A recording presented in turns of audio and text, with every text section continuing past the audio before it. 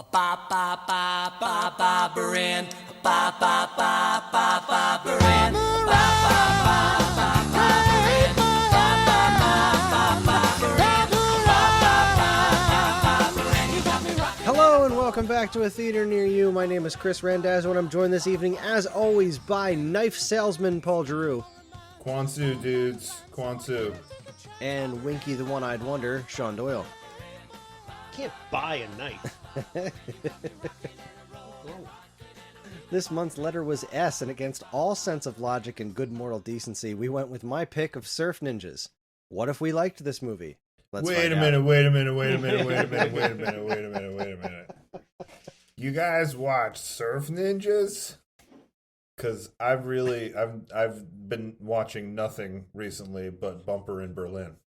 God, that was the first thing I was going to bring up. I was going to say, I think we caused a reboot of the franchise. Or not a reboot of the franchise. What do you call it? It's like a spin-off, I guess. Yeah. Right? Yeah. I think that was solely based on the popularity bump, unintended, that we gave them. Wow. I thought you were going to say you've been marathoning the Three Ninjas movies. Oh, God. The Three Ninjas movies. I sort of remember that. Was Hulk Hogan in those? I think he was in one of them. Was that before or after Suburban Commando? Man, this God, Hulk, we've been coming back to Hulk Hogan a lot too. Or was there an advertisement for Suburban Commando at the beginning of the VHS of Three Ninjas? That might be it.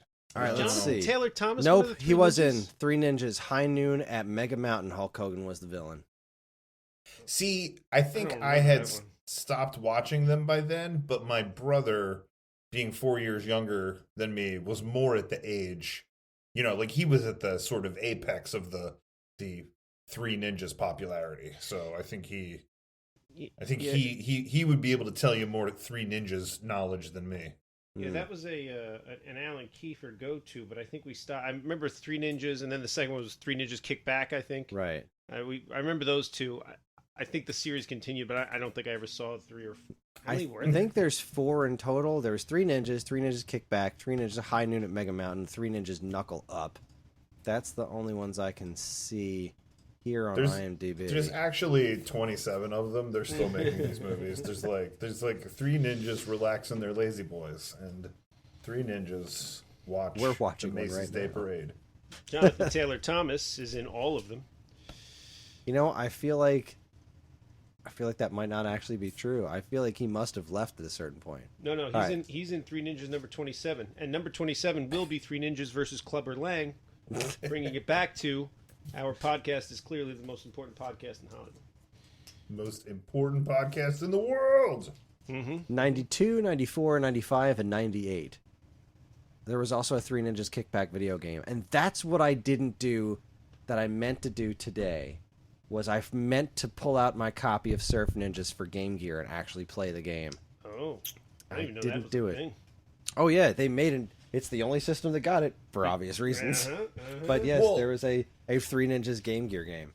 We're probably getting a little bit ahead of ourselves, but didn't they make the Game Gear game first in order to promote the movie? Goodness, did they? I thought, Chris, this is your podcast, dude. I thought you knew all about this movie. Why are you asking And us video about the games. Game Gear tie-in here? This is some BS. I know you do all the work, but this is some of the work really should have been on you. This Game Gear, not. Hold on.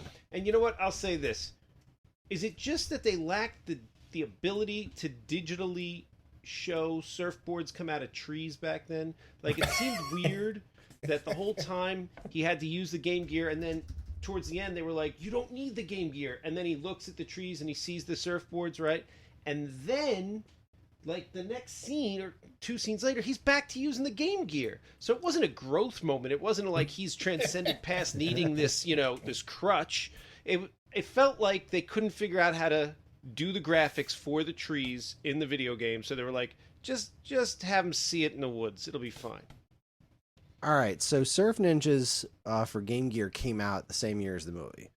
So they were obviously meant to be hand in hand. I can't get an exact release date for the Game Gear game because most Game Gear games, the closest anyone really took records of Game Gear in North America was the year But Surf Ninjas came out in 93 for Game Gear. But this is what I just learned.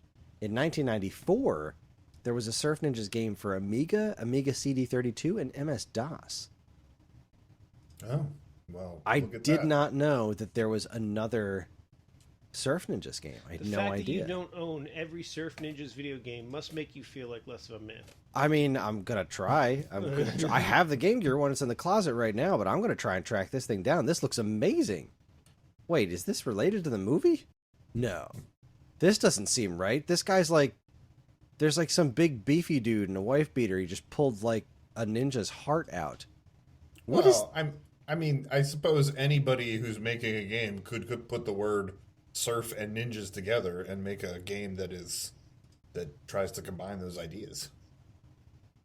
Like This this is movie really didn't corner the weird. market on surfing and ninjas. No, but Didn't it it? should have. Didn't it? We must have really liked this because we're already talking about it. I kind of wanted to bring up Bumper in Berlin because I'm 4 episodes into it and It's a TV series? it's a TV Yeah, series yeah, on it's Peacock. series. Oh, I saw it advertised. I thought it was like a movie. No. Wow. I had so I don't hate it, right? Like it's certainly not amazing, but like I'm enjoying it. Like that character is funny. And I like him. And I like him and the girl from Modern Family together. And it's kind Wait, of which cool. girl from Modern Family? The oldest daughter. Really? Yeah. That other girl, I saw quick in the promo, the one girl looked like the girl from Good Place, Tahani. Pass. Jamila Jamil's in that? Oh yeah. Oh, wow.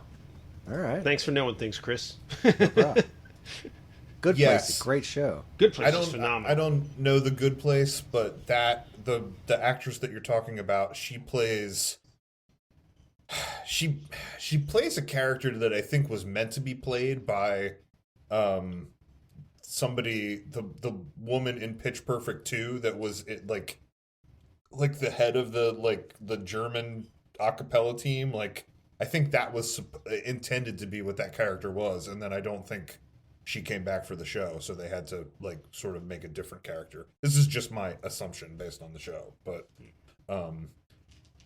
yeah, like those two people, him and what's her face from Modern Family, like because he was in Modern Family for like I don't know, a couple seasons. Like they were like dating in Modern Family, and you wanted them to get together. Like they had really good chemistry, and then I don't know. I guess he was like such a big star that he wasn't going to be like a regular on that show. So they ended that storyline. But like, it's kind of nice to see them both in this show together because like they you know they're fun to watch together. I think that if I had. Like, let's say that I was, like, I don't know, 20 years younger than I am, right? And that, like, I had started watching these Pitch Perfect movies in college or something. Like, maybe I'd be excited about this show. Like, maybe I'd be excited that, like, oh, like, these, you know, this Bumper's character back, that I just say missed it. has come Bumper's back. back, You know what I yeah. mean? But, I don't know. I don't think that, like, people are, like, really jonesing for more of this story. Do you know what I'm saying? Like it's not like Cobra Kai, you know, where we're all like, oh, like what weird thing are they gonna bring back from 40 years ago? You know, like what, you know, which person from which of these movies are they gonna resurrect? All of them. Okay, this Surf Ninjas computer game rabbit hole is freaking bizarre. So, I can only find 2 copies of it on eBay right now. One is someone's asking for $150, and the other one's asking for $85 plus shipping because it's from Germany. I just looked at a YouTube playthrough of the game, and it appears to be dead serious. Like, I don't think there's any intended comedy in this at all. And when I got to the end, which was like a one-on-one fight with Colonel Chi, who just looks like a weird cyborg. Doesn't look anything like Leslie Nielsen. It's just a kung fu fight, and then you beat it, and it says, "Congratulations, we applaud you on your great bravery. You have defeated the evil Colonel Chi and filled the souls and hearts of the citizens of Patusan with joy and happiness. You are crowned the new king of Patusan, but decide to abdicate your throne to return to the sea and surf." Dissolve the monarchy. Power to the people. It is based on the movie. It's definitely based on the movie. But they just did it straight. I don't think they saw the movie. I don't think they saw the movie. Because, like, I don't know, it kind of looks like the game that he was playing on the Game Gear, honestly. Like, it's just like a really crappy beat 'em up. Like, really crappy beat 'em up. Look, Kris, this movie means a lot of different things to a lot of different people, so maybe it just struck this guy differently. Maybe. If I had to guess, this movie means precisely squat to a number of people that's smaller than our listening audience. That's true. Meanwhile, the Game Gear game, this is where it's at. Because this is like totally like, there's Game Gear Colonel Chi, and it's following the plot of the movie. It's kind of silly. It's pretty straightforward. Like, he's throwing fireballs and stuff. Like, this is out there. Oh, the world of surf ninjas. So anyways. Kris. Yeah. Tell your wife that in the 4th episode of Bumper in Berlin, they sing Barbie Girl by Aqua. Oh my God. Did you see the trailer for the Barbie movie? No. I like updating your wife on what's going on in that show. I don't think she's having any of it, though. No, she has not shown any interest in actually watching that show. Yeah, I think it's like my own little joke within myself that I keep texting her stuff from the show. You know, I saw the commercial for the show several times before I even realized that it was connected. Because what's-his-face, Adam Devine, is just in a bunch of crap. Not necessarily bad, I don't mean to be, but I mean, he's just in a bunch of stuff. And I saw the commercial for it, and it said Bumper, but it just didn't make the connection in my head, and I just didn't realize it was anything for like 3 or 4 commercials worth. And then I was like, I think this is a spin-off from that movie we just watched. Yeah, I'm enjoying it. It's funny. Like I said, wasn't like I was like jonesing for this character to come back. I mean, but I also, it's not like I discovered Pitch Perfect 10 years ago. I only discovered it, 3 letters ago, whatever that was. Right. So there's that. My other criticism of it is that, I don't think that they harness enough of what was successful about Pitch Perfect, right? Here's an example, right? In the first episode, Bumper is part of the washed up acapella crew that is remember they're at those events, it's Joe Latrulio and Donald Jason Faison. Jones and stuff, Donald Faison. So he rehearses with them, and he can get them free rehearsal space because he's still a security guard at Barden. So that, I thought that was funny that he's still with this washed up a cappella group, but the only one of them that came back was Jason Jones. That would have been the perfect example to have Donald Faison back and Joe Latrulio. You can't get those guys back for one episode of this show, and I don't think Joe Latrulio is asking for too much money. I mean, yeah, he's busy though. I know. I see him in a lot of stuff. He was on, what was it, the cop one? The Brooklyn Nine-Nine. But that's He's canceled been now. doing commercials. He's on some big commercial right now. But if I don't you know. offered him a paycheck, I'm sure he'd show up and do an episode. Yeah, they should have made a whole episode about those guys. That would have been funny. It's a bunch of comedians, that would have been a funnier show entirely. If it was a show about those 3 guys, you'd better believe I'd be watching that. And then my other criticism about it is I think there's not enough of the a cappella performances. They seem to do one of them every episode, and I think they try to do weird funny songs because it's a weird show. So I texted Karen, they sung Sweet Child of Mine in a dumpster. And then they did this Barbie Girl thing, but I think part of what's fun about Pitch Perfect is like you're there to watch, like to a certain extent, you're there to watch the way all these people's voices come together. And like this show is like it's just him singing, like, and the other guy is like the weird backup sounds. Like it's not like you're invested in a group of people's voices. Boo. So like that's another thing that I think's weird about it. But I don't know. It's funny. It's kind of funny. It's funny enough. Did I think I ranted at one of you, but not on our podcast about what's her face, right? Yeah. But not on the podcast, right? Oh yeah. I mean, Yes. I think you've done it both on and off. Yes, Sean hates No, but did I give you the? I told one of you about the update. I saw another movie buyer. Anna Kendrick. Anna Kendrick. Yeah, I can't remember. Yeah, I can't remember if it's was on the show or off. But yeah, you definitely told us about that. And don't watch that movie because not only whether you dislike her or not, the movie Drinking Buddies was just terrible. Like, so bad, hard to watch. Unlike, that's my segue. Unlike Saturday the 14th, which I sat and watched that dumpster fire, and it was awesome. Like, if you want to see some like, leftover people from SCTV. I say leftover as in like, struggled to get by.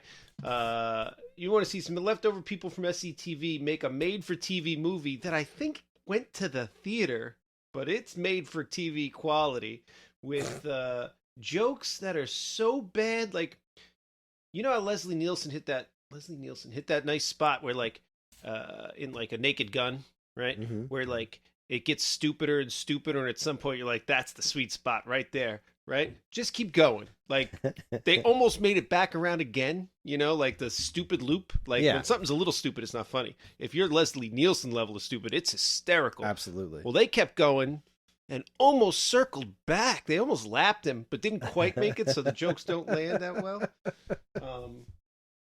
But, oh man, just the special effects where basically somebody drew right on the film. They were like, you got a real steady hand? Just take this ink pen and draw a bat, and then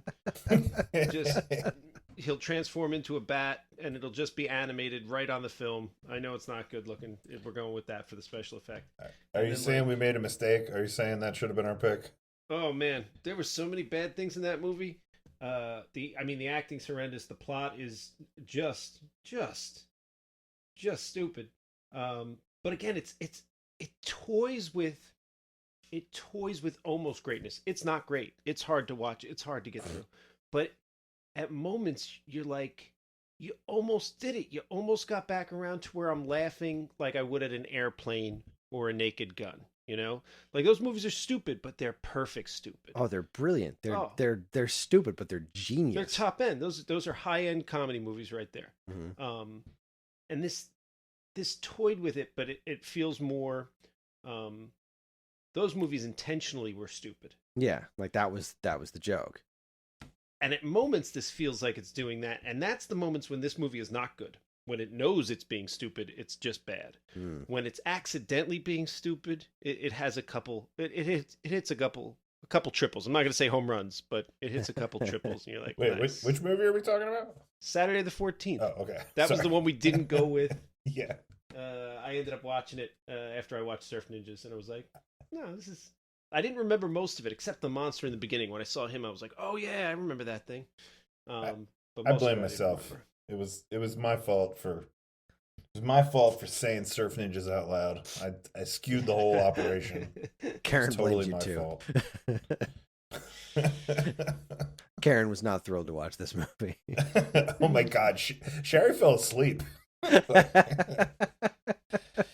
And when it was over, and I was like, what are my points that I'm going to talk about with them? She's like, I don't know.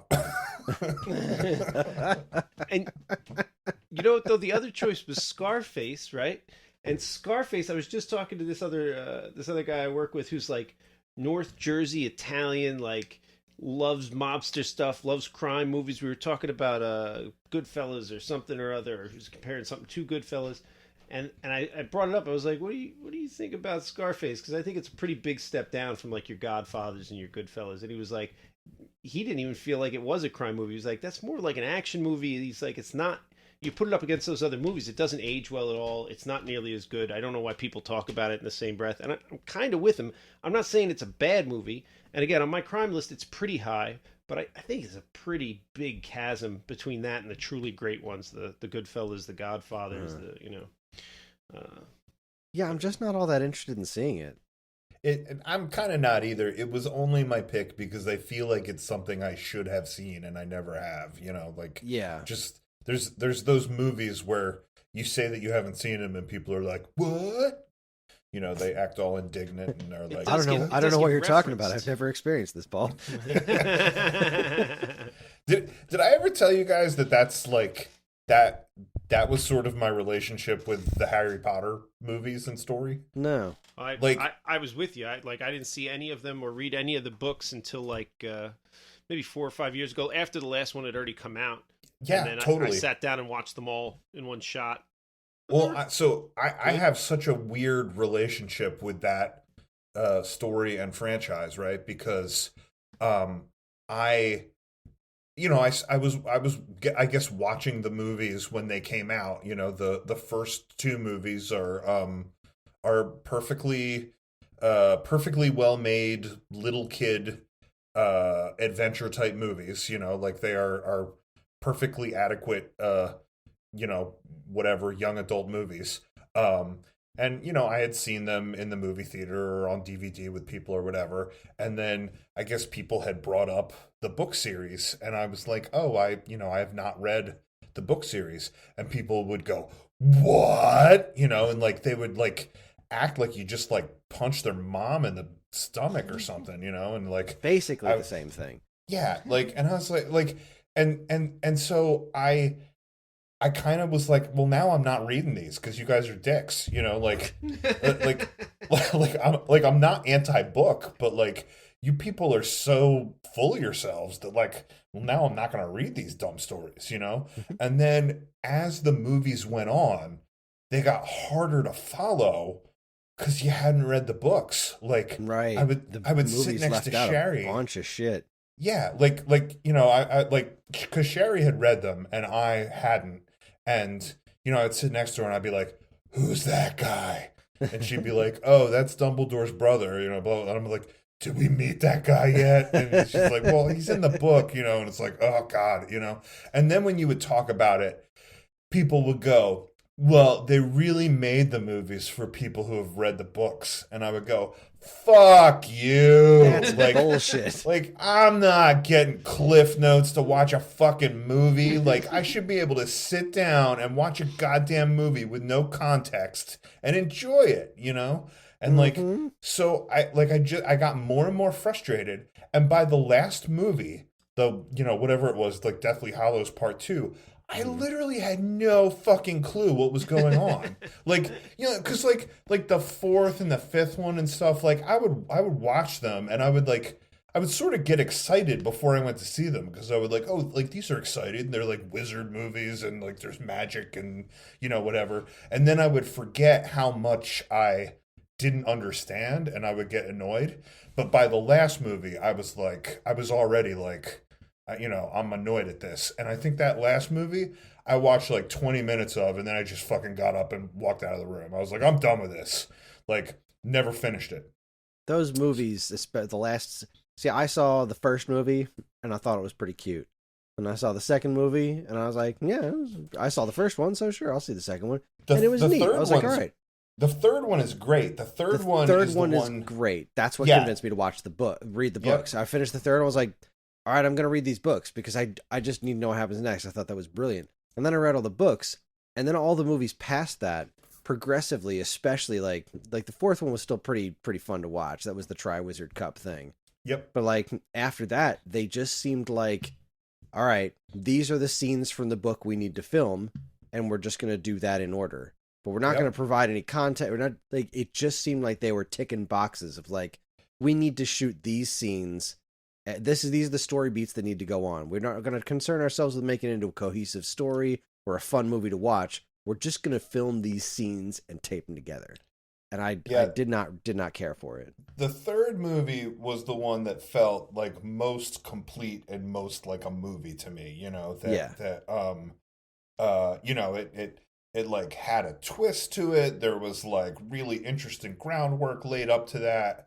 I do have to say the first two, it's impressive. It's impressive the way that the director gets the flavor of the book and the year at Hogwarts, right? Because I remember in those first two movies, it's always like, now it's Halloween at Hogwarts, now it's Christmas, and it's yeah. you know, so like it felt like a full, you know, school year. That third book movie, like that could have been a full school year, or that could have been like 3 weeks, you know, like the way that the movie was made. But yeah, that third one was great. And then after that, like I just remember there being things where you're like, why'd they do that? Like I remember watching that Triwizard Cup thing, and like they're like there's like a commentator on the radio or something, and he's like, now Harry's fighting the dragon, you know, blah blah, you know, and I'm like, well, why don't we just fucking show him fighting the dragon? Like that sounds like it'd be a really cool part of the movie. And Sherry's like, well, that's how it happened in the book. And I was like, I don't give a fuck how it happened in the book. Like, show me a good movie. Well, we got to see Harry fight the dragon. I got to disagree with you on that one because I don't remember what I'm sort of paraphrasing, but I remember Right, there yeah. was a thing that was sort of glossed over. Right, And I was yeah. like, why not just show that? Like, you know. budget. Yeah. But anyway, sorry. So I had this sort of like love-hate relationship with these movies that I like got so frustrated with them. And then when Nate was old enough to be interested in these books, we started listening to them on Audible, like on a trip. And then I got so into it that I was like, now I'm going to start reading them. So then as a, 40-year-old man, I read all of these Harry Potter books and like was blown away by them. And then I watched the movies again and I was like, all right, cool. Like, all right, okay. But yeah, like it was literally 20 years of being angry at them and then like sort of falling in love with this story way too late. So to be clear to all our listeners, the three of us hate the books and the movies and think they're all trash. There, now we have no listeners. There you go. No, I remember watching the movies. They were a little confusing. I did have the benefit of watching them all back to back to back. Like that's how I watched them. Like not in one day, not Rocky style, but like over the course of a week. So I was able to follow everything well enough. They didn't seem like super impressive movies to me. The first two definitely felt like young adult. Oh yeah, they were like, definitely more kid movies. and perfectly well done, no problem. You know, I'm not complaining. Just when I watched those two, I was like, well, this isn't really going to be for me. But you know, good on you. You did a decent product here. But I do remember really liking, and I don't know that I liked the movie as much as I liked the story. I don't know which one it was. I'm going to say the sixth one, maybe 5, 6. The one that was all about, there was like this time loop going on at a lake. I really enjoyed the story, so I enjoyed the movie, you know, because I didn't read any of them. The time loop thing at the lake was the third one. Was it? Oh, that Right. was great. That was the one I really enjoyed. I don't know which one it was. Yeah, because Hermione had that time turner. Yeah, the to time make turner, the classes yep. and stuff. Yeah. Oh, And that's the, the one I really enjoyed. And the what's the thing? Patronus, the Patronus thing that protects you. Yeah. Yeah. That one was great. Yeah. Solid flick. Oh, like here's another example of a thing where I was like why not just treat it like a movie? Like why do the thing in the book, right? Like I remember I don't know. It was one of the ones towards the end. Like it must have been like 7 or 8 or something. I think it was like I think it was like the last movie or the second to last movie or something. But like that like Voldemort is after Harry, and they like a bunch of them all change their appearance and pretend to be Harry, and they like get on the brooms with like other people, and they all like split in different directions so that like Voldemort doesn't know where Harry, like, it's a shell game, which one is he, whatever, right? And so like he kills a character that like has been with you for like 3 movies or 4 movies. Now the googly eye guy, Mad Eye Moody. yeah, and like they all get to their place and they're like, oh yeah, he died, and I was like, dude, like didn't we know that guy for like 3 movies? Like they couldn't have like given him a death. And Sherry's like, well, that's how it was in the book, and I was like, god damn it. And that was like that was so effective in the book, because in the book it was like they're just dropping like flies. This is what we're about. We're killing everyone. Nobody is safe right now. So whoever you think you're attached to, you'd better be prepared. And they killed a ton of people in that book. They killed one of the twins. Like they were just dropping like flies. And it was so effective in the book because it was like it made it nerve-wracking. It was like in Serenity when Wash dies and then everyone gets like hit with poison darts and everything. Like, oh god, they're killing everyone. Who's gonna live? Like, I don't know. And it's one of those situations where it's like nobody has plot armor anymore. Like we've just raised the stakes, so now you're kind of on edge. But yeah, in the movie, it just seemed like, I mean, we're really sad about the owl, but this guy died too. Hopefully we're not spoiling Harry Potter for anybody out there, but it's also 2022, so it's been around.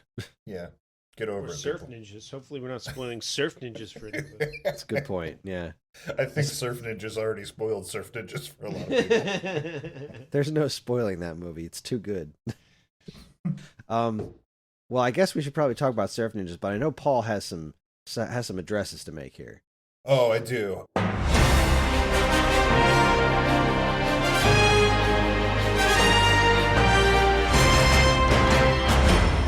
Paul addresses Hollywood. Yeah, I have to address Hollywood twice because I didn't get to do it last time. We had 11 hours of Rocky to get through, so it's it's conceivable that I wouldn't get to address Hollywood. There's priorities, we had to do what we had to do. So my address to Hollywood actually has a little bit to do with a movie that came out, around last letter when we were doing this. You guys have seen this movie and I haven't. How was the Weird Al movie? Oh, wonderful. Oh, it was amazing. It's everything it should have been. I'm trying to watch it and I can't get it anywhere. Like it's not. I think it's only on the Roku channel. It's only on Roku and I don't have that. Oh, I could just give you my Roku, considering you're here with me and Kris, and I brought it with me. But I'm not here with you and Kris. Nor did I bring it with me. We're trying to trick everybody. Well, I don't think it cost us anything. I can't remember how we watched it. Oh, do you not have a Roku? We don't have a Roku, but we can download the Roku channel on our Apple TV.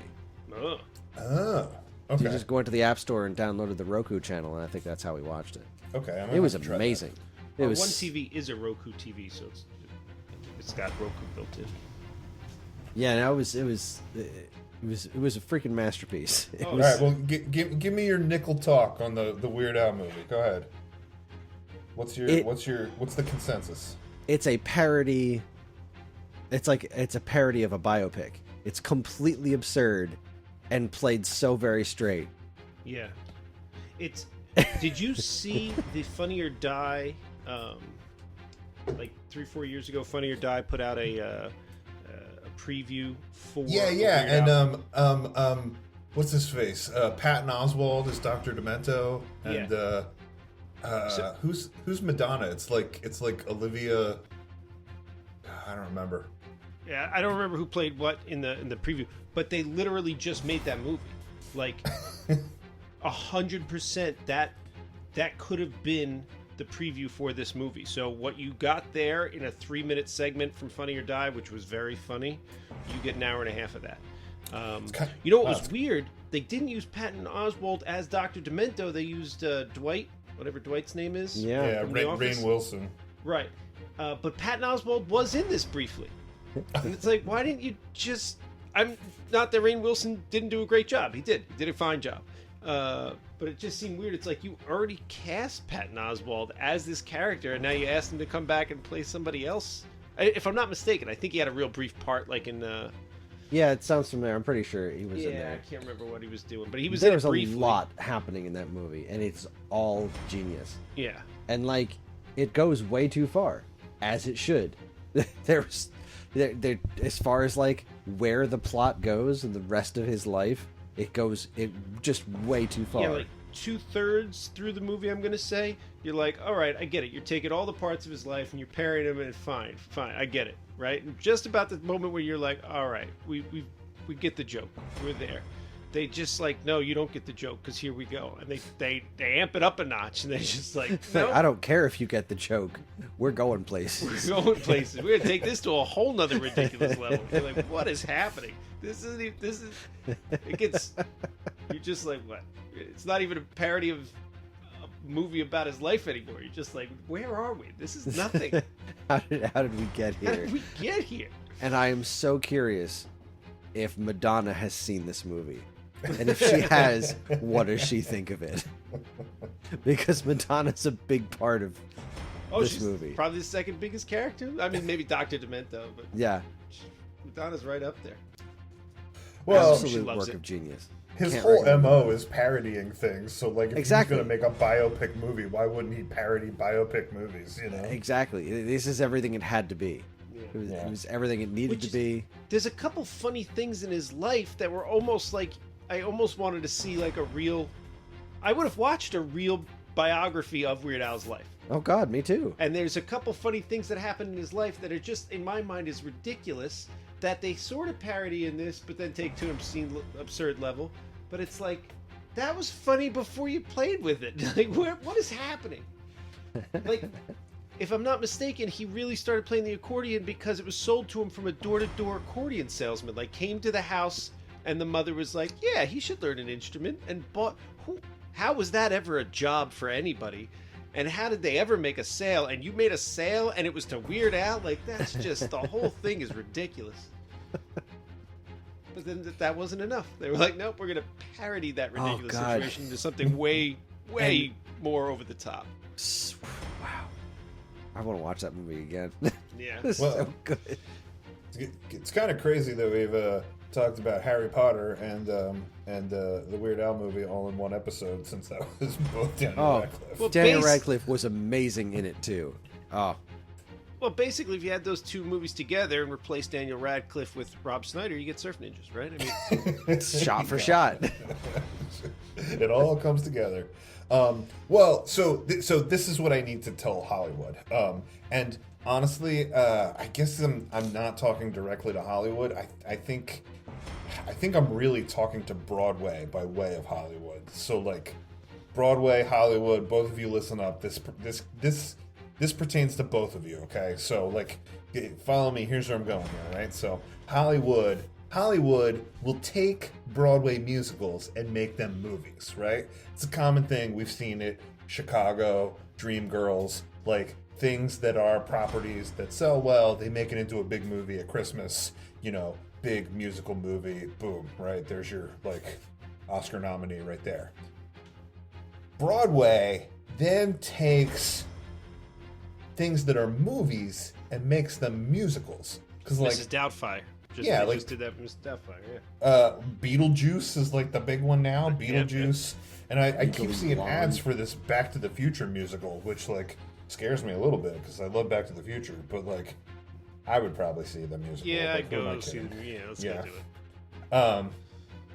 And then you get things where it like comes full circle, and you're like where does this even start or end? Like a snake eating its own tail, right? Like for example, like Producers was a movie in the 70s, and then they made it a musical, and then they made the movie of the musical. Like same thing with like Hairspray, right? So it's like musical first, then movie first, then musical, then movie musical, right? So so I guess if I want a movie musical like this, Broadway's gonna have to make a musical first. And like the other thing Broadway's always doing is it's making those jukebox musicals. Like it's like, all right, here's like a artist that you like. We're gonna like put all these songs together to a loose story. Yeah, I see what you're saying. Yeah, Like, Elton John Alanis one or Morissette, something. Jagged Little Pill, or Yeah. I have no idea what that's about, but people seem to love it. There's like a Billy Joel one, Moving Out, right? Like Yeah. jukebox musical of Billy Joel music, right? So Sure. here's what I want Broadway to do. Make a jukebox musical of Weird Al songs. Wait, I know what you're saying. How do you do that? Because Weird Al songs are parodies of other songs. But they're not all parodies of other songs. He's got original songs. Some of his Like- best work. Yeah, Albuquerque, No. Frank's no. 2000-inch TV, Let's go. biggest ball of twine in Minnesota. Let's go a different direction. You ready? Yeah, I love where you're headed. okay. Tag on that. All right. You use all his food music, right? And you tie all the food songs. He's got lots of food songs: lasagna, eat it, fat. You know, they just keep going and going and going, right? But some of those are parodies of real people's songs where you need like their you get- permission. You pay, you get the rights. It's going to be great because watch where I'm going with this, right? So all those things have a common theme running through there, right? This food theme, my bologna, right? Yeah. You set the musical, your jukebox musical, all your characters, you set it in an eating disorder clinic, and you do the whole movie straight and dark, but then these songs pop in. No one's with me. We're gonna get a lot of look, trouble. People are gonna be like, "This is a real disorder. Stop doing this." No, I say we do I it. mean, maybe I say Hollywood Sean, does it. We have to see how hard this idea is. Like your idea might be more executable, even though probably not cool. Probably not okay. You saying it's not PC? It's not. That's where you were going with this. I think that this Weird Al musical that I'm envisioning, that it's about America, it's about the American dream, right? I think it's got to start with Albuquerque, because Albuquerque is kind of like a narration song, you know what I mean? So maybe Albuquerque's even split up throughout the musical, it narrates you into different parts of his life. Maybe the first verse of it ends after he's married and he has the two kids, Nathaniel and Superfly, and then it's just about I think it's about him living the American dream, with his family, whatever, right? Maybe he gets his job down at Big Ed's Heating and Plumbing, where he leaves from there in the biggest ball of twine in Minnesota song. And when he's there, he's got to move. Hey, he's got to move these refrigerators. No, that's the That's Dire Straits. No, that's that's Dire the Straits. Dire What does he Straits say song. in that song? What's the Weird Al one? That's Beverly Hillbillies. That the doesn't work Beverly at all. Hillbillies. Yeah. We're gonna move. That's a hard one to work in. Beverly. Well, anyway, I'm thinking Albuquerque brings you into it. Then we start meeting all these characters in that town. We could meet Frank of Frank's 2000-inch TV. It could be I want to live the dream that my neighbor has, whatever. I don't know. And then I think Act 1's got to end with biggest ball of twine in Minnesota and the trip. The trip across the country to see the biggest ball of twine in Minnesota. Oh, and Albuquerque's what's that music? There's a word for musicals, when you go see Phantom of the Opera, that first song keeps coming back. The overture? Is that what that is? Yeah. Right. I think even maybe the title of the musical is Albuquerque, because it's an owl right Albuquerque. That's Yeah, good. yeah. That's good. All right, Anyway. Hollywood or Broadway. Yeah. Well, it's got to be both, right? Broadway's got to make the jukebox musical, so then Hollywood can make the movie of the Weird Al jukebox musical. So I'm talking to both of you, but Disney I'm really can make talking the live-action animated version. right. Right. Clearly. And the I wall. want to chime in and say something to Hollywood on behalf of that. I'm just generally angry at Hollywood for not putting Weird in movie theaters. This movie deserved a theatrical run. I agree. And screw Hollywood for not using his music in more movies. And my hat's off to the Transformers cartoon. Because Boom. Dare to be they stupid. worked it in there. They were like, why wouldn't we use a Weird Al song in here somewhere? Doesn't make any sense, man. Well, great. And while we're all expressing our anger and frustration with Hollywood, I think, Kris, now you got to change the music, because now Okay. I got to have a heart-to-heart with Hollywood. Okay. Hollywood, you Heart-to-heart. and me got to sit down. Yeah, we got to have a It's like a heart-to-heart. violin or a cello, maybe. This is Yes. Paul's Hollywood heart to heart. Got Yeah, it. something a little more pointed. So, listen, Hollywood, I know things are changing for you. I know you're growing up. There's hair in places that there wasn't before, right? I know I know that things are scary right now, right? But like, do we need this new Avatar movie? Like, did you think this is a thing that we needed?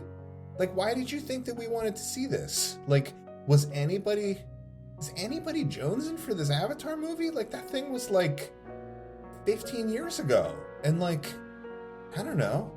I mean, like, it was cool, but like, is something now really gonna be that cool? Like, I don't know, Hollywood. I don't know if this is a good idea, and I don't know if you should have done it. It's just between you and I. I didn't like it 15 years ago, and I sure as hell don't want to see it now. I don't understand why everyone loved that movie. It felt super heavy-handed and sort of predictable, and the writing was pretty bad. Like, I get the effects were good. No argument, the effects were good. But so are, like, I don't know, I feel like the last 15, 20 years when was the last time I saw a movie in the theater, not Netflix, that the effects were bad? Like, I hated Batman v Superman. It looked great. I thought everything looked great. You know, Superman looked like Superman. People flew around. They punched each other. Looked great. Transformers movies, they got pretty bad there. But you know what? They look good. I'm not saying they don't look good. You can talk crap on Jurassic Park movies. I love them. But you can talk crap on them, justifiably. But you can't say they don't look great. So, did Avatar look amazing? Sure. But, like, what was the mineral they were looking for? Impossibilium or something? Unobtainium. Unobtainium. I'm sorry. How dare you? This is just not good writing, sir. And then, like, the flaming horse. I've never been hit in the face with symbolism so hard in my whole life. I cracked a tooth on that one. I was like, geez, come on. I got it that they're Native Americans. I get it. I got it right at the beginning when you started hinting at it. And now all of a sudden there's a horse that doesn't make any sense. If you're bonded to a flying dragon, you know what you don't do? You don't take a horse into battle for some guys. Like, no, you got a flying dragon guy. What are you doing? Stop it. This is how I feel. I've never seen it. I don't want to. You're saying all this stuff. I don't even remember any of it. I just don't think it's added anything lasting to the culture. It was this huge movie and it had all these like technological advances and everybody talks about how amazing it looked. But like, you know, whatever it is, 13, 14 years later, like, I don't like what did it really give us that we have gone back to, you know, like nothing.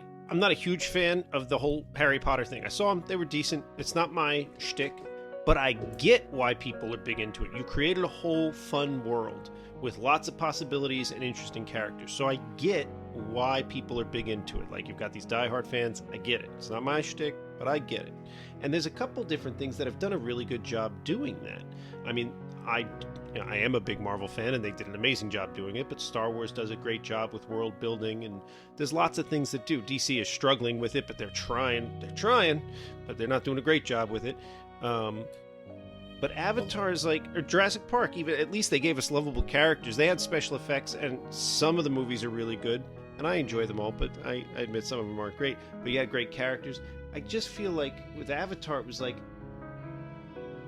to say that you've built a world where you're going to start giving us other stories, the world that you built was the story is done. You didn't build a world that I'm interested. I didn't like it, but even if I did like it, there's nothing there that I want follow-up from, right?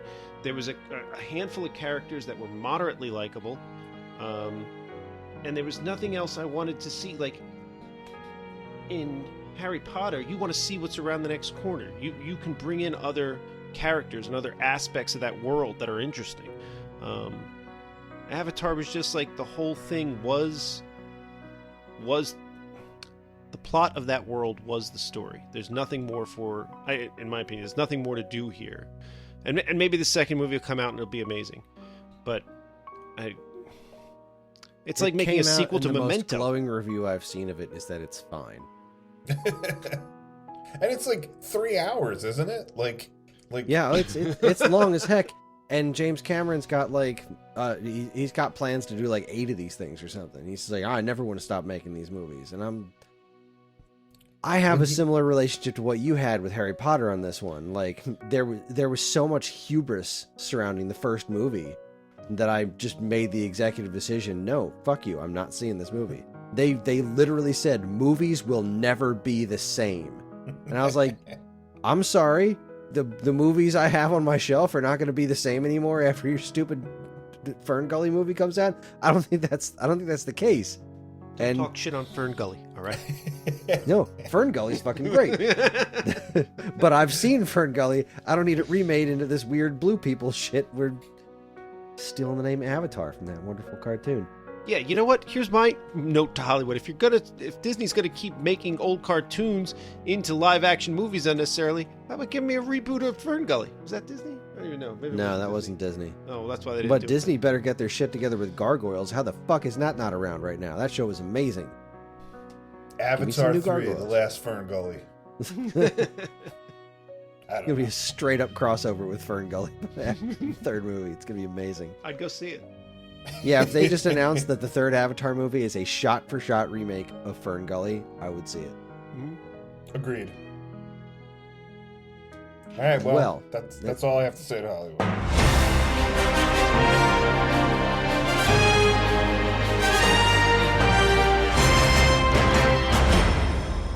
All right, is that the end of the podcast? We done? No, we Bang still have the to talk about gavel. Surf Ninjas. We have to talk about Surf Ninjas. Yeah.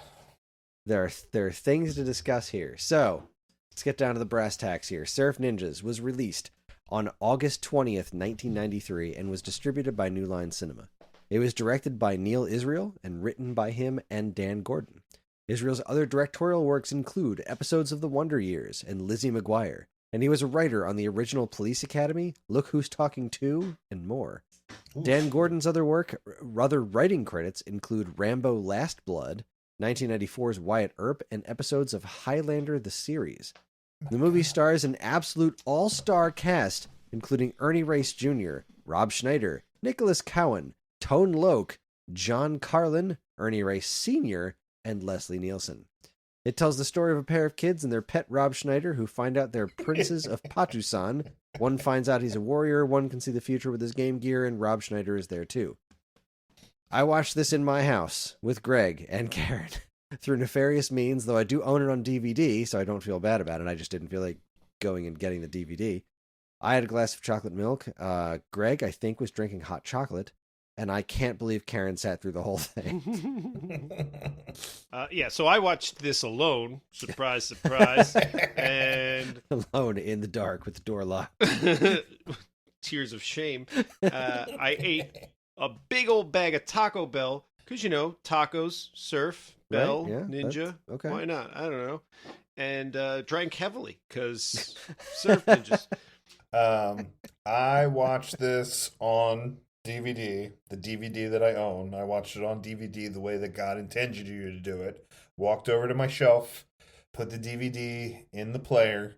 It then asked me if I would like to watch it in full screen or widescreen, and I chose widescreen. And Don't want to miss any of the shots. don't want to miss a thing.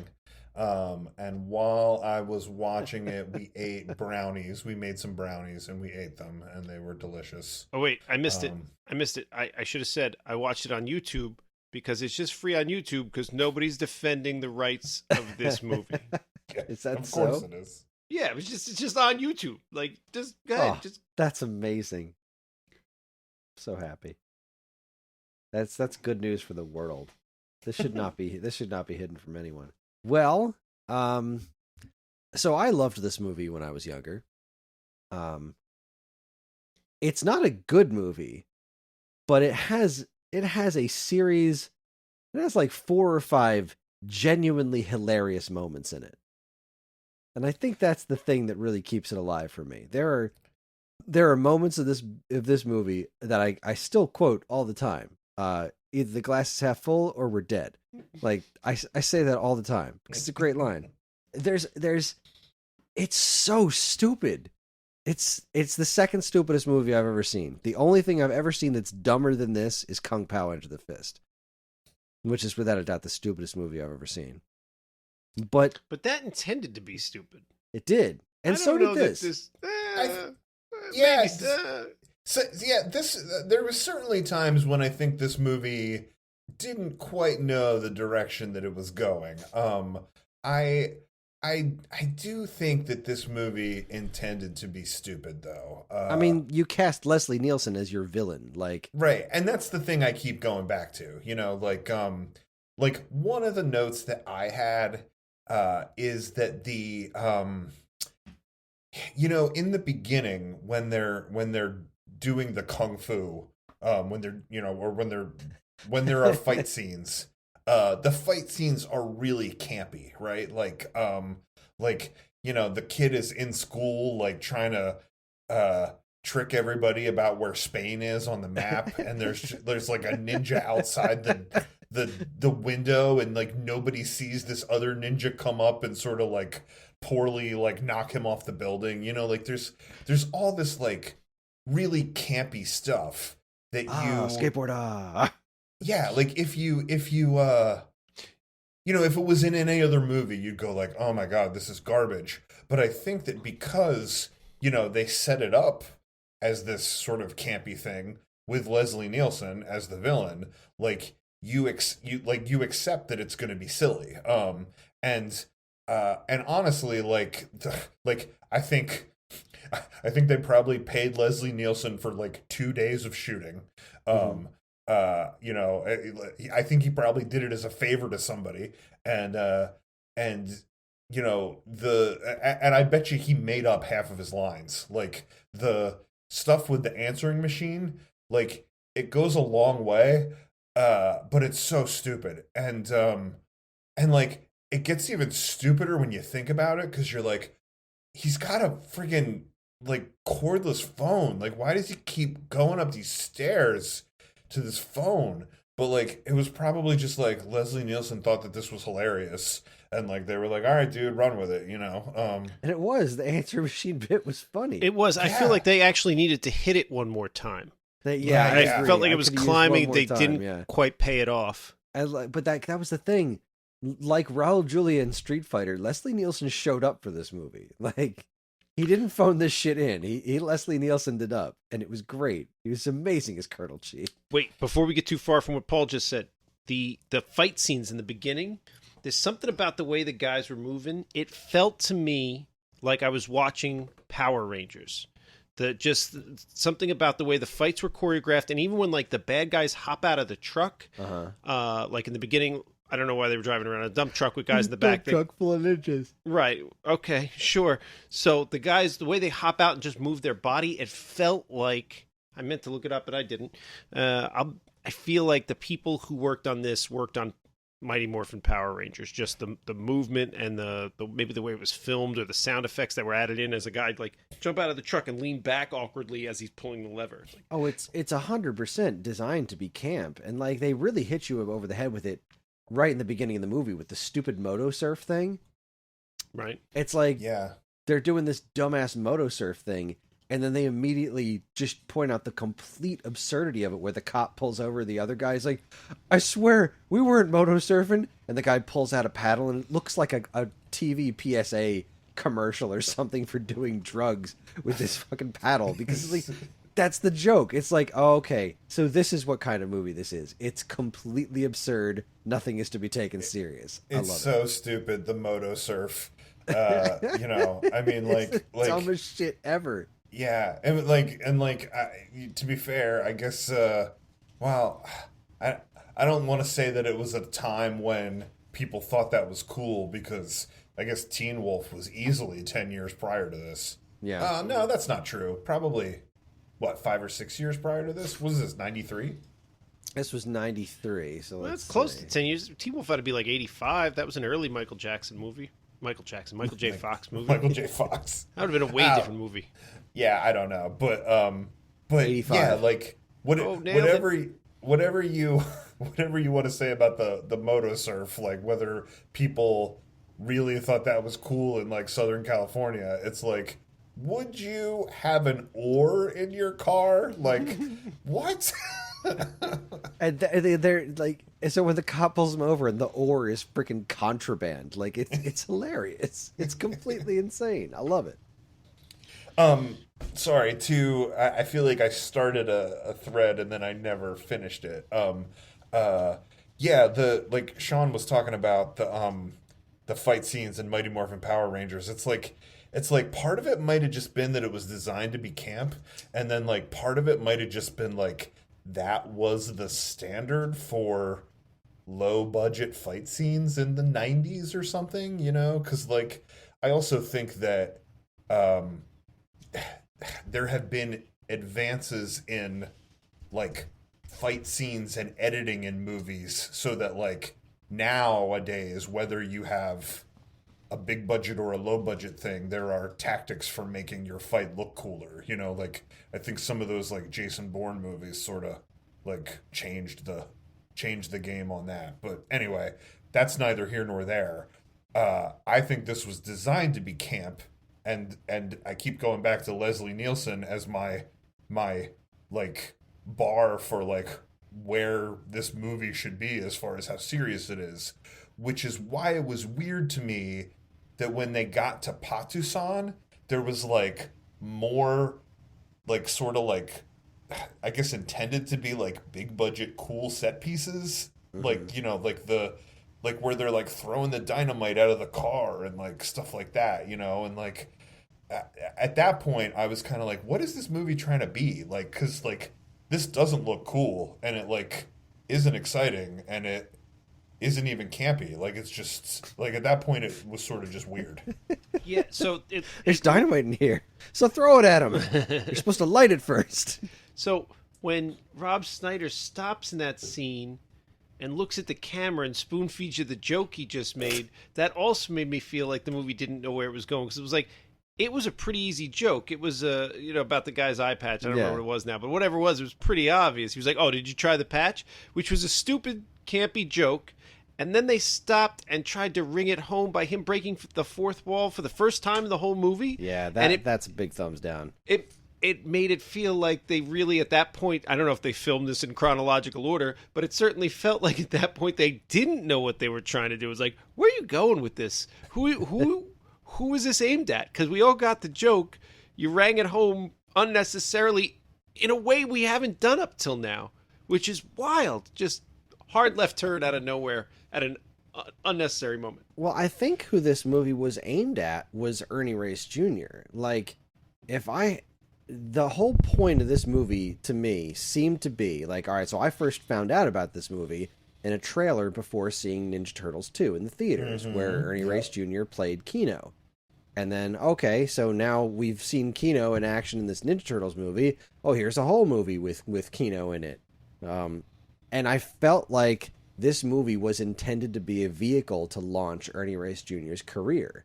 And, like, his dad was a producer on the movie, and his dad played Zatch in the movie, and it just seemed like they cobbled together this thing that was meant to appeal to that, you know, California surfer popularity of the time, and also be completely ridiculous in a way that would make kids laugh and launch an action career for Ernie Reyes Jr.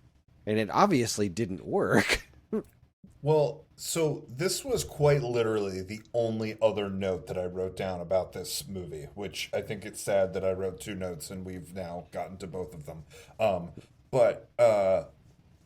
Yeah, like I think Ernie Reyes Jr. was involved in the first Ninja Turtles movie. Like he didn't have a part, but I think he was. I don't know, maybe he was a voice or something. Like I think he was involved in the first one, and then they gave him a part in the second one. And like those movies and this were both New Line Cinema. Like they clearly liked him and were trying to launch a career for him, which I guess maybe this movie didn't live up to what they were hoping that it would. But it sort of makes me wonder how much creative input he had, because like, yeah, his dad is a part in this movie. His dad, from what I know, was a stuntman, like was a martial arts stuntman. Yeah, he'd done a couple of kung fu movies. He did stunts for like Street Fighter and Red Sonja. So I think this was like really his first acting role, because he had done stunts and a lot of other things and not actually had lines or anything. And you know, like there was some stuff about it where I said to myself, like, what was this movie, you know, as little as there is to be mined from this movie that isn't comedy. Like part of me was like, was this an attempt to try to infuse some you know, like Asian or Pacific Islander sort of like culture and faces in this martial arts boom of the like late 80s and early 90s that was all the shit that we were just talking about, the Three Ninjas and whatever, where it's like a bunch of white kids all doing karate. Or, you know, I mean, Karate Kid, I mean, I love it to death, but like it's still a karate movie about a white kid, you know? Yeah. Fighting another white kid. And don't forget about Kung Fu. Mm-hmm. Oh, David Carradine. Well, yeah, and then the TV series was big in the 90s, and who played his son in that? I'm pretty sure he was a white guy. He maybe might have had a little bit of Asian ancestry, but I think he was a white guy, if I remember correctly. But Kung Fu, the legend continues. The reason I wrote down, like, did, you know, Ernie Reyes Jr. and Ernie Reyes Sr. have some sort of creative input in this was I kind of keep thinking about the scene in the high school where the Bob Ram of whatever that like he's like some sort of like leader or holy man of some Asian country, and that the principal is like, first of all, why would this guy be at a random high school in California? Like, it makes no sense, you know, like we didn't have like community leaders or like spiritual leaders from other countries come to our high school. Like we had a dude that was like, don't play on the train tracks, like look at the absence of my leg, you know what I mean? Like that was the kind of people that visited your high school, you know? So like, first of all, I'm like, why is this dude at the high school?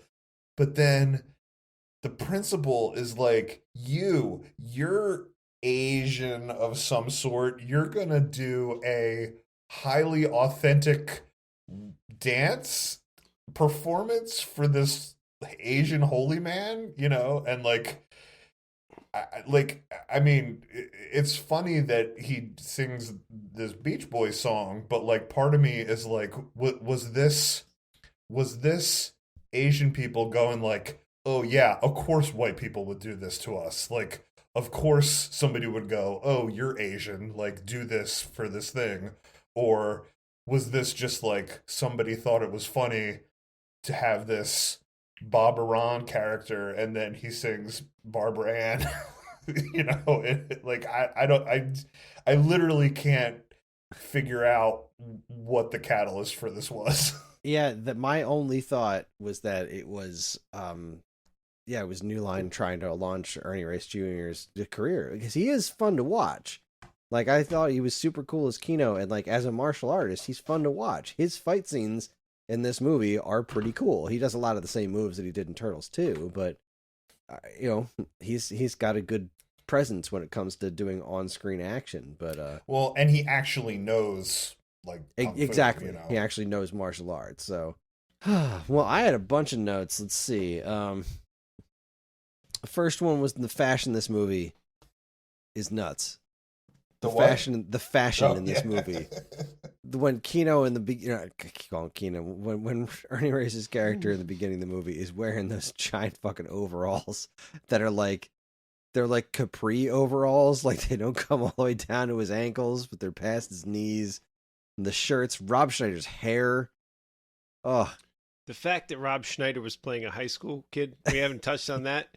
He was like 30 when this came out. Rob Schneider was 30 years old when this movie came out. And they were just like, F it, let's just go with it. I mean, Kino was a little bit old.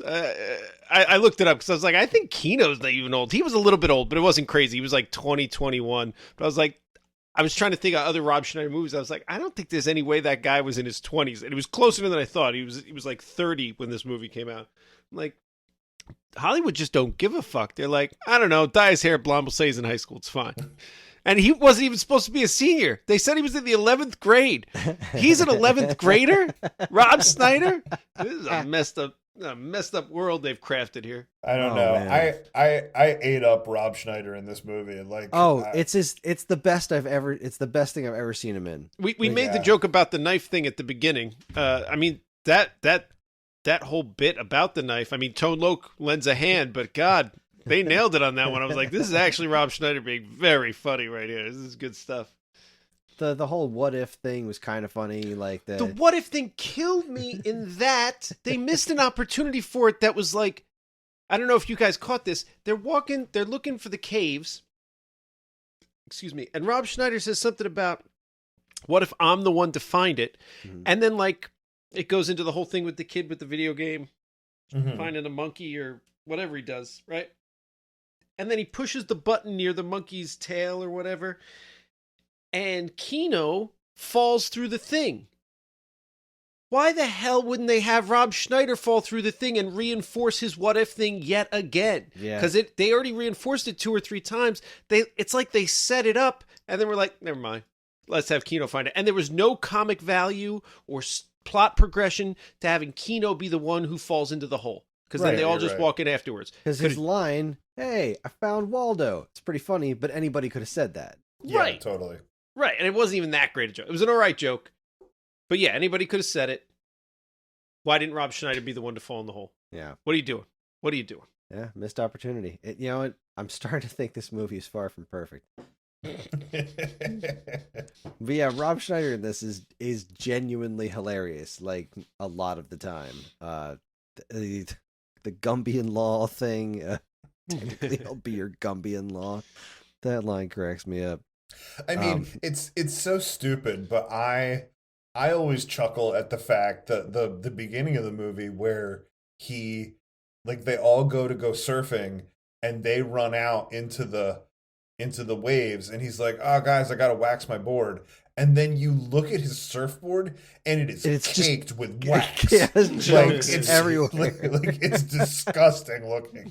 And then he sits there the whole time they're surfing, probably what constitutes like an hour, hour and a half, 2 hours, and just rubs wax on his board. And then he's like, "Oh, I'm ready to go in." And they're like, "We're leaving." Like, you know, I mean, I know that was more in the writing than you know, Rob Schneider, you know, cracking wise, but it brings a smile to my face because it's so stupid. Like, it's so stupid.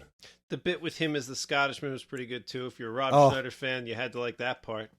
Now, don't make me come out there and beat you with the leg of mine that no longer works, because I'll do it. Right? Yeah. That character that he was playing in the movie, the old Scottish man, was probably closer to his age than the high school student that he was supposed to be playing. Oh, he said, "After all, I'm 37, so yeah."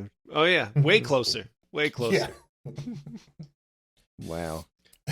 Also, I will point out about that part, like, Tone Loc just, you know, picks these kids up, like, has to recognize that they suffered a traumatic experience, that, like, their father is missing and his business is blown up, and then goes, "You guys got a place to stay, right?" And, like...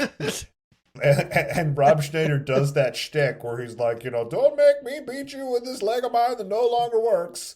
And like Tone Loc looks at him and smiles as if to be like, well, there's that idiot friend of theirs. Like That'll do. Tone Loc just leaves them in like conceivably an unsafe situation. He left a cop His car advice- outside. His advice to the kids was, your dad probably just got scared of some people trying to kill him and ran off. He's probably chilling somewhere. Tone Loc gave 0 fucks through this whole movie. If you need a master class on how to give no fucks, because then like they drug him and put him on the boat, and when he wakes up, he's like, "No, I ain't mad. We're going to this island. Let's do this thing." I haven't had a vacation in years. Let's do it. Tone Loc was not a good cop. Like, No, not at all. No, but possibly the world's best role model. Because you know what? I got a lot of stress in my life. And you know who doesn't? Tone Loc. Tone Loc had no stress in this movie. He was just like, dead guy, blown up building, unattended kids, drugged on a boat. You know, we're doing this. Well, and again, another line that just struck me as hilarious and like always sticks with me. And I'm not quite sure what it does for the plot, like other than like maybe just establish that like Tone Loc's cool and ready for anything and just like down to clown, is like they I guess like kind of kidnap him, right? They like stick him, they like lock him up on the boat, and then he like gets out of his handcuffs, and they're like, "How did you do that?" And he's like, "With the key." And they're like, "Where'd you have the key?" And he's like, "I swallowed it." And they're like, "How did you know you were going to need it?" "I swallowed it on Tuesday." "I swallowed it last Tuesday. I swallow it every Tuesday." And I was like, "What?" That is a great line. I freaking love that line. Swallowed every Tuesday. And back to Leslie Nielsen, we're talking about lines that I liked. Leslie Nielsen, when does the call waiting bit, where he's like, "Kill him, yes, kill him." "Oh wait, hold on, I got call waiting. Yes, yes, kill him all." He goes back. "Oh, where was I? Yes, kill them." It's got a lot of pans in the fry. Pans on the fire. His costuming was so completely unbelievable. Like, you can see his face underneath, like it's just a layer of plastic that's supposed to be the cybernetic parts from when he got stepped on by an elephant. It looked so a lot like a absurd. DMM costume, something we'd throw my together God. like last minute. It was like, yeah, he's a cyborg now. No problem. Just completely unbelievable costuming, and like it just Leslie Nielsen in general was so completely non-believable in that role, which is what made it so brilliant. Like, this just made zero sense. And Did I they loved ever it. address why it was like an old white man leading this army Named of, like, Colonel Chi? No, they never addressed it. They just, we're just gonna roll with this.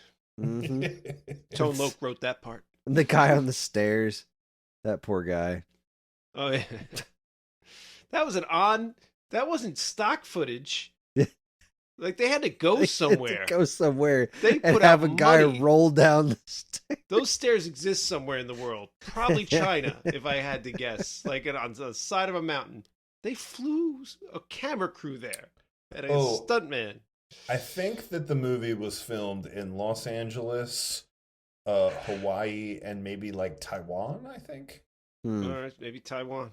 Because I don't think those steps were in Los Angeles. Oh, I also love it how they talk about Patusan, and then they show a globe with like just a little island stuck like on a pre-existing globe that's labeled Patusan. Like they definitely just like, you know, they went to the part of the world where Asia was, and they like added a thing to this globe.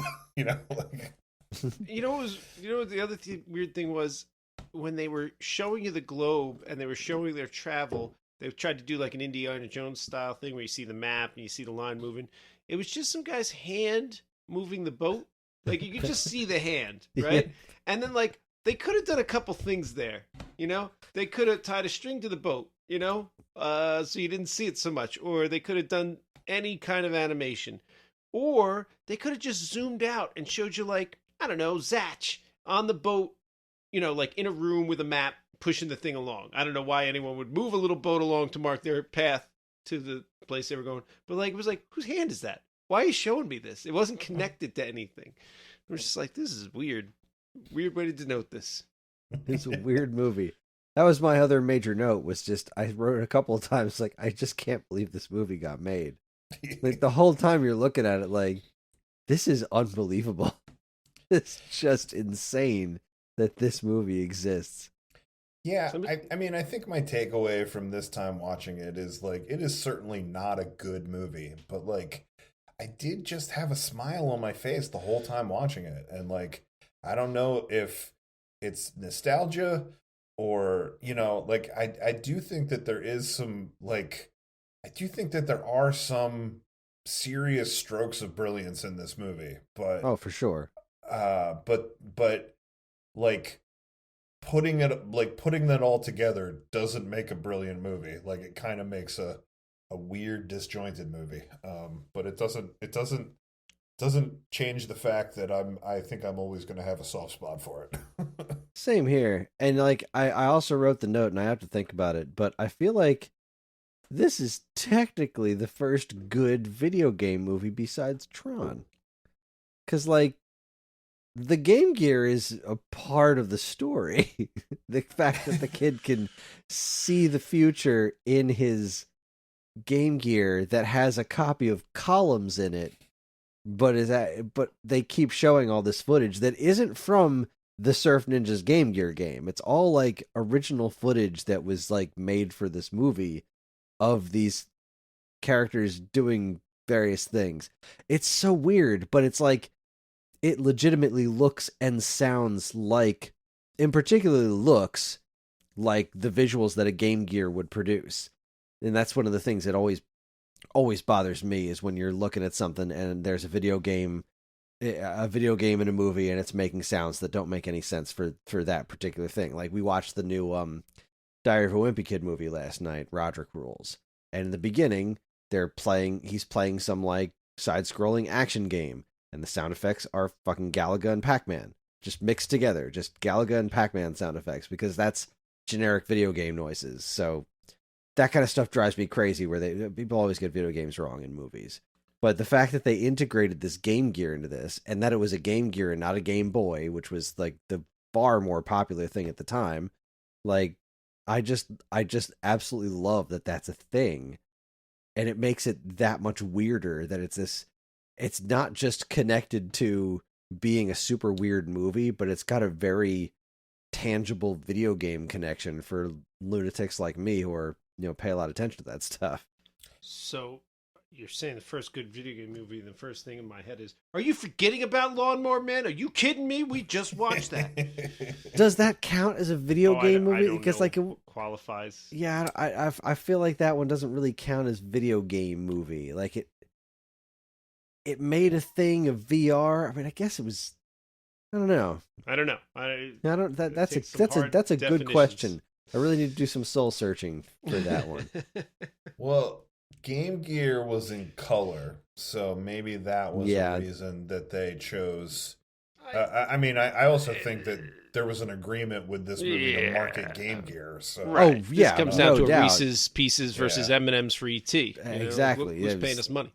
Yeah, and this definitely did not work out the way that Reese's Pieces did with ET, because this was no ET.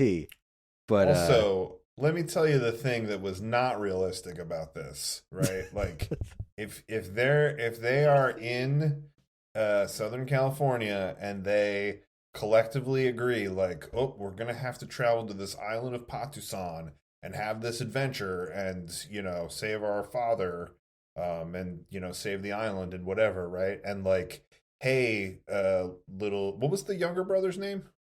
Adam, I think. Well, whatever. Adam sounds right. Adam. Like, all right, hey Adam, like in this journey you're gonna have to be the seer and like see into the future and stuff like that, and it seems like you're doing it with your Game Gear. That dude needed to pack about 500 batteries. Yeah. Why didn't we see him pull a suitcase out just filled with AA's? Because that thing sucked batteries like oh they my were going God. out of style. Yeah, Game Gear had a terrible battery life. You're like, oh, you played one level? Get ready to find 4 more AA's. Yep. Yeah, that was. I mean, that's. Sorry, I was about to dive into this whole other Game Boy versus Game Gear conversation, but that's not what we're here for, and I'd be here talking for like a half an hour about it. So, let's see. Was there any other major things that I wrote down here besides? I can't believe this movie's real. Rob Schneider's hair, Gumby in Law. This movie's so stupid. Yeah, no, that pretty much lines it up for me. Like, yeah, I used to watch the crap out of this movie when I was younger because I thought it was hysterical. And looking at it now, just from obviously with a critical eye as an adult, like, no, it's not good, but there are a handful of genuinely funny bits in here. Like, there's really good comedy sprinkled throughout this stupid fucking movie. It's definitely one of the strangest things I've ever seen. Neither one of you watched this with your kids. Oh, I thought about it. Nate and I have watched it. Just not this time around, but okay. I showed it to him about a year ago or maybe 2 years ago. I can't remember. Did he What did like he make of it? Oh, he loved it. He absolutely loved right. it. Yeah. I felt like John would have liked it, but just the opportunity to watch it before the show, as far as scheduling was concerned, like the best time for us to do it, because he wanted to watch Roderick Rules. He's a big fan of Diary of a Wimpy Kid, so that was his movie night pick. and there just wasn't a scheduling way to fit in. Like, all right, we're gonna watch this really stupid movie, John. Enjoy. But I bet he would have thought it was hilarious. Right. The money can't buy knives thing, I think, would have had him rolling. Had me rolling. It's so good. It's so good. I'd cut him, but I don't have a knife. Well, I mean, I'm tapped. I'm good. I guess one more thing I'll say about it, and it's weird. This isn't something I wrote down, but I guess it struck me when we were talking about it. I guess a lot of what I tried to look for in it, other than the stupid humor, was I don't know. I guess like the places where they got it right. I know I mentioned the thing with the Baba Ram and the like why did they ask this one Asian kid to do this presentation honoring this guy that, like, why was he even there, right? But like, I do kind of love it that, like, he kind of is like, no, like, I'm just a slacker American like the rest of you. Like, I'm gonna pull this out of nowhere. I'm gonna do this. We're gonna sing the Beach Boys, But like, I kind of thought the same thing about the love interest girl, because like they sort of had this like weird thing, right, where they're like, oh, you have this arranged marriage and like she's gonna be your wife and your parents decided on it long ago, and that like he does that sort of like they do the close up of his face where he's like, ooh, like, like everybody's kind of objectifying her, and I kind of was like, oh, like this is a little weird, and like she just goes along with it. But then they have that scene where she's like, no, I'm not gonna marry you because I'm gonna do my own thing, and it's like, I'm not gonna just do what my parents want me to do. I'm my own woman, and then he's like, well, we can still date, right? And she's like, oh, like, yeah, sure, yeah, because they're totally into each other by that point. But like, when that scene happened, Karen actually turned and said, that was surprisingly feminist of this movie. Yeah, like I don't know, it kind of like made them both really relatable. Like it made them both feel like really relatable kids instead of like whatever weird, predestined thing that they were supposed to be for this movie. So anyway, there was a couple points where I was like kind of looking at like, oh, where did you get it right for a 90s movie? And like that was a thing that I kind of remembered. Yeah. It's also kind of weird that they like he gets his power, like he's like predestined to be this like amazing warrior, but like not because he trains to be a warrior, just because he, like, I don't know, all of a sudden gets magic powers. But I guess you kind of forgive it because he's a dude that actually knows martial arts anyway. So look, if you listen to this podcast and you didn't already watch the movie, what the hell are you doing? Right? I mean, playing along this long, you should have watched this and then listened to us talk about it. But it's not a good movie. It's stupid. It doesn't hit those high notes like Airplane or Naked Gun managed to do, like perfecting the balance. But oddly, I'm still going to say go ahead and watch it. Especially it's free on YouTube. Go give it a watch. I heartily recommend it, as long as you got to understand what you're getting into. You're not getting into a good movie where, like, I will say, like Naked Gun and Airplane, that stuff, those Phenomenal. Are great movies. Great movies. They are the joke ratio is insane in those movies. This is not that. This should not be mentioned in the same breath as those movies. It is a really stupid 90s movie that has a lot of problems. But the stuff it gets right, it gets so right that it's worth seeing for those if you've got the time. Obviously, there are way better things for you to do with your time than this. Cure cancer. Right? Just Pay about off your anything. credit cards. But if you must, I say go for it. I think what we're really trying to say is you have nothing to lose. Like, just watch it. You have nothing to lose except for an hour and a half. Right? It's not even that long a movie. It doesn't overstay its welcome. True. It'll make you chuckle a couple of times. And, what more do you need? All right. All right. Well, it's that time. It's time for us to vote on what we are going to be watching next. I'll go ahead and go first since I haven't gone first in a little while, and for some reason we picked my movie this time. So we're on the letter T, and I think we talked about this a while back. There were a couple of different choices, but I think it's to go with what we were saying before about like it's one of those movies that when I say I've never seen it, people look at me and say, "You've never seen it?" So my pick is Top Gun. Okay. All right, so I'm going with one because, and I talked to Kris briefly right before the show started, right before Paul got on the line. I was going to go with this one because it's one of the movies that I watch all the time. I've seen this movie 100 times. It's got a bunch of sequels, and I've probably seen all the sequels at least once. There was a TV show based on it. It's one of my favorites. I go back to it all the time, and I was like, what if Kris or Paul hasn't seen it? And then I was like, that's silly. Of course Paul's seen it. And then I was like, Kris didn't see Jaws. Kris didn't see Top Gun. Kris didn't see, what was the other big one we did? We did another big Rocky. It was like, maybe Kris didn't see this movie, so let's make sure he saw it. And it turns out when I brought it up, he was like, yes, he has, but maybe only a TV edit. It's been a long time, so I'm going to stick with it. I'm going to go with Tremors, one of my favorites. Excellent pick. And yeah, I haven't seen it in years and years and years. My sister loved that movie, and I'm pretty sure the only time I've ever seen all of it, I've seen parts of it many times, but I think the only time I've ever seen all of it was a TV edit. Such a great movie.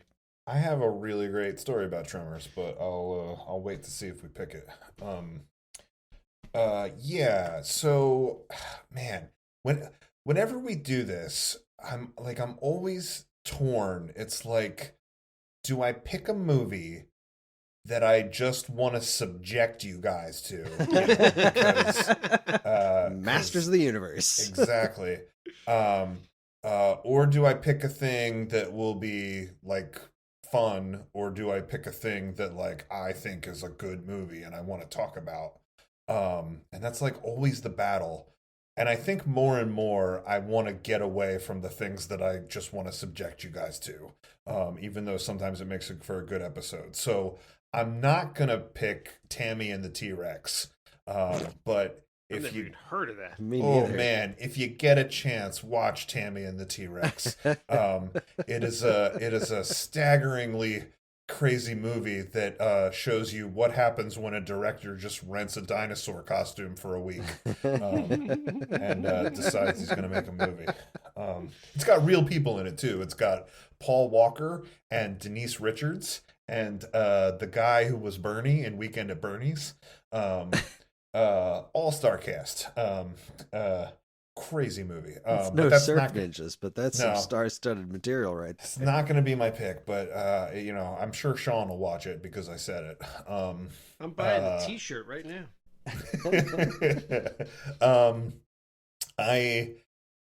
So then I was down to two movies, and I was like, I knew what I wanted to commit to, but then I was like, oh, do I go with the thing that was fun? And I kind of almost did, since last week. Steve Martin and Martin Short were both on SNL, so I almost went with Three Amigos. But then I thought about that one too. That's great. Always worth a rewatch. Yeah. So I just rewatched Spies Like Us, which is a movie very much in the same vein. Yeah. So what I landed on is my favorite horror movie, and I don't even know if I would totally call this a horror movie. I think like it's sort of half horror, half psychological thriller.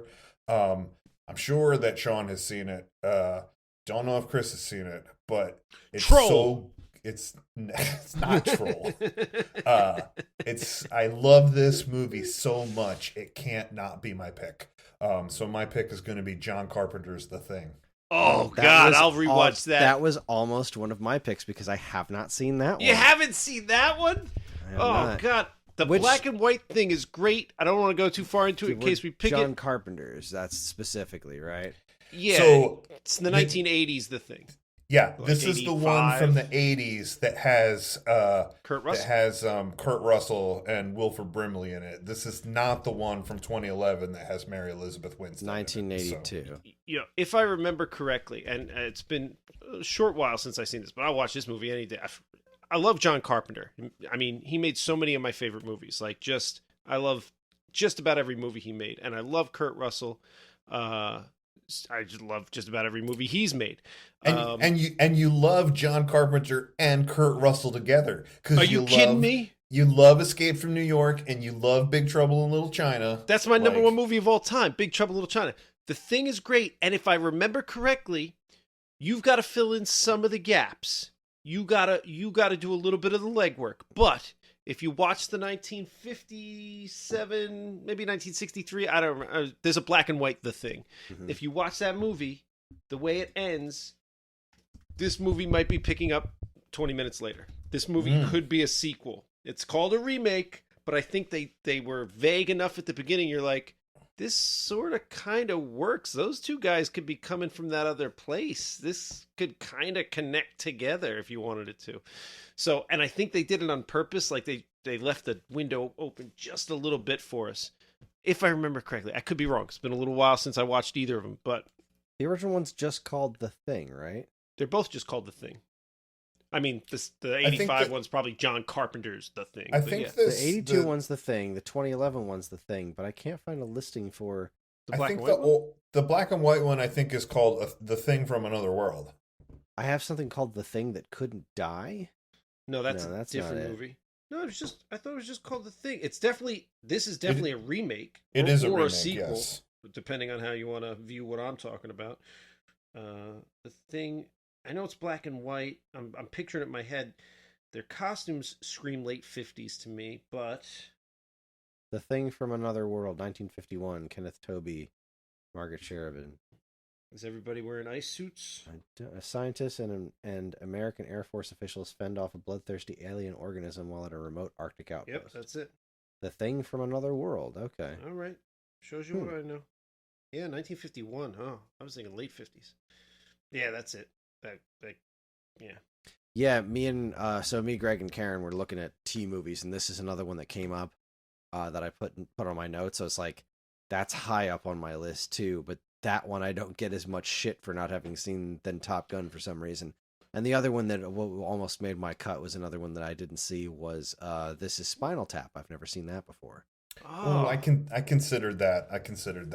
That's a funny movie right there. The letter T is like freaking stacked. There's a lot of great stuff because I really like my gut instinct of like, what do I want is like Tropic Thunder. And I've been itching to watch Tron Legacy again because I fucking loved it when it first came out. I love the original Tron. I'd like to see if I still feel the same way about that newer Tron that they made. Or Teenage Mutant Ninja Turtles, my favorite movie of all time. Or Teenage Mutant Ninja Turtles 2, and we could revisit seeing Kino, and Right? we could do the Vanilla Ice Ninja Rap. Yeah, we Go could. Ninja. Go Ninja. I've never Go Ninja, seen the fucking what's his name, the newer Ninja Turtles movies where they look like fucking horror monsters. Go. Oh, me neither. And I heard the second one is fairly decent. That's what I heard too, but then I feel I got to watch the first one, which I heard was really bad. Exactly. I don't want to watch it. So, Yeah. but anyway, yeah, I went with Top I Gun. think the This is Ninja a hard Turtles- pick, though. The Ninja Turtles should be Jim Henson creation, people in suits. They should not be 100%. CGI monsters. They nailed it so hard in that first movie. Like, just not only is the movie great, but the costuming, like, that was it. You nailed it. Why would you do anything different than that? Yeah, I mean, there are a handful of like obviously, I would love to see them do another take like that of Ninja Turtles of doing them with costumes because like you can look at that movie and say like this is the pinnacle of what they could do at that time with like animatronics and stuff.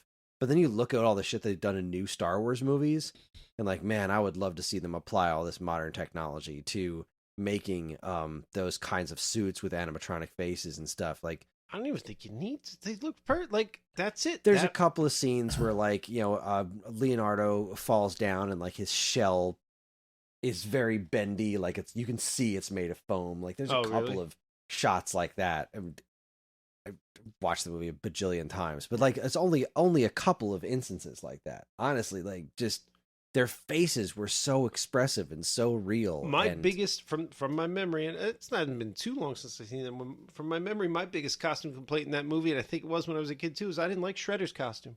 I thought they could have done better with that. I suppose they could have done. I loved it. I friggin' loved Shredder's The helmet was costume. good. I just It really was his costume. Yeah, the When they rest were of his fighting, I was costume like, wasn't much, but like it was so spot on to his original comic look. Like, Look, I love the movie. Love the movie. yeah, love it. Anyway, We're not all voting right. for that.